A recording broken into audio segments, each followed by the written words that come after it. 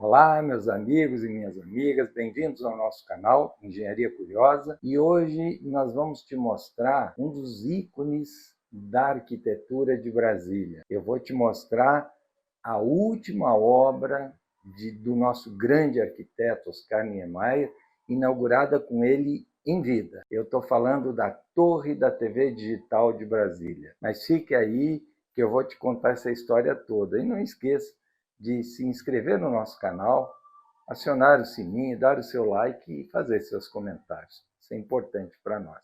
Fique aí que eu já te conto a história toda.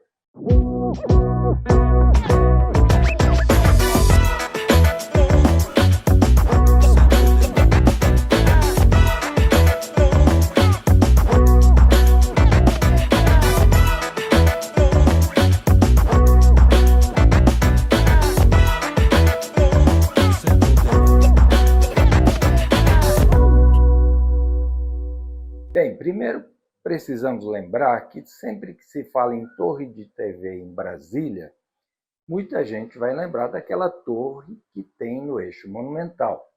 Essa torre foi construída junto com Brasília, ela foi construída entre 1965 até 1967. E, por acaso, é um dos pouquíssimos monumentos de Brasília que não foram projetados pelo arquiteto Oscar Niemeyer. Foi projetada pelo arquiteto Lúcio Costa, esse monumento especificamente. Lembrando, todo o plano urbanístico de Brasília é de Lúcio Costa e os prédios são de Oscar Niemeyer. Mas essa torre de TV, que era para sinais analógicos de televisão e difusão de rádio. Então, para isso, ela foi feita em 1967, foi inaugurada.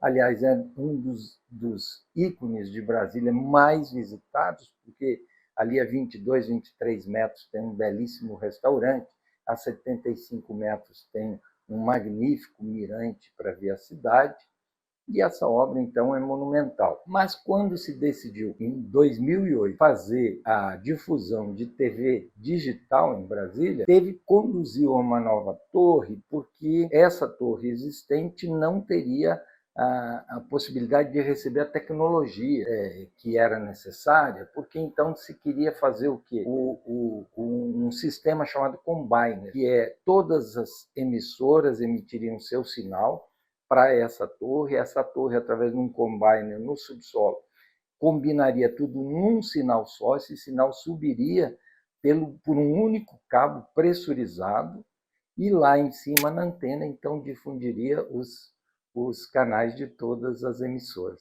Então, essa tecnologia exigiu uma nova torre. Então, quem faria a nova torre? Claro, só poderia ser o mestre Oscar Niemeyer. Bem, claro que Oscar Niemeyer, quando foi projetar essa nova torre da TV Digital de Brasília, ele já tinha algumas referências no mundo. Já existia a Torre de Tóquio, que até hoje é a maior torre de televisão do mundo. Já existia a Torre de Toronto, já existia a Oriental Pier em Xangai, na China, já existia a Torre Eiffel, logicamente. Então, muitas referências. Já existia o projeto, início de execução da Guangzhou Tower, a Canton Tower, que é uma torre magnífica também. Um dia vamos fazer aqui um episódio sobre essa torre. Mas, enfim, tratava-se de Oscar Niemeyer, então ele não fez nada parecido com nenhuma outra do mundo. Ele fez a obra-prima dele.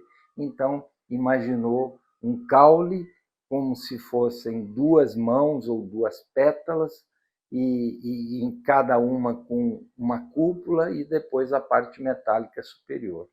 Então, com isso, imediatamente fez uma referência à Flor do Cerrado. E é por isso que, então, ela tem esse apelido de Flor do Cerrado, lembrando a Flor do Cerrado assim nas suas formas, né? Então, esse monumento é a última obra do Niemeyer em vida, né?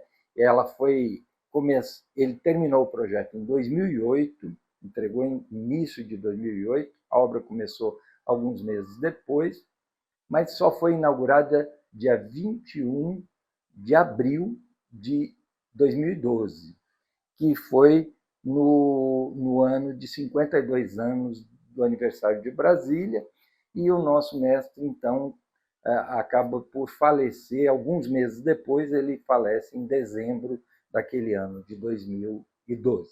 Colaboraram com Niemeyer nessa obra, na parte de projeto, o Carlos Susekind, no concreto, fez o projeto em concreto, um grande mestre, autor de livros de engenharia, um ícone da engenharia brasileira, e na parte metálica superior, da torre superior, um engenheiro ainda em atividade, que chama-se Paulo Sérgio Ribeiro, da Ferenge Engenharia em Goiânia. Então, esse foi o time de projeto, basicamente. Bem, a obra tem números muito interessantes em termos de engenharia, de engenharia estrutural, porque ela tem 120 metros de concreto, mais 50 metros da parte metálica e mais 12 metros da antena. Então, ela tem uma altura total de 182 metros de altura. Mas para botar isso numa fundação adequada, foi feita uma escavação de 13 metros de profundidade, e ali foram cravadas as estacas, foram 240, mais de 240 estacas raiz de 40 centímetros de diâmetro, inclusive muitas inclinadas, né?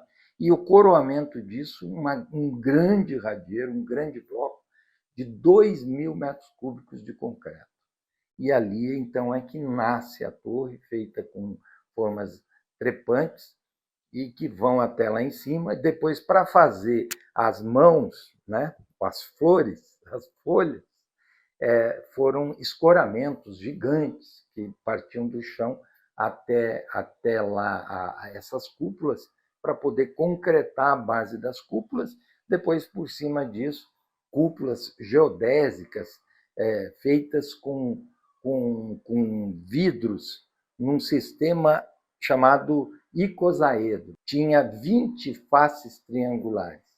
20 faces triangulares para poder construir aquelas cúpulas, onde a de baixo tem a atração, é uma maquete de Brasília, sensacional, e a de cima ela é aberta para exposições, cafés, essas coisas, né? E você tem o mirante a 110 metros de altura, com grandes vidros, uma visão 360 graus.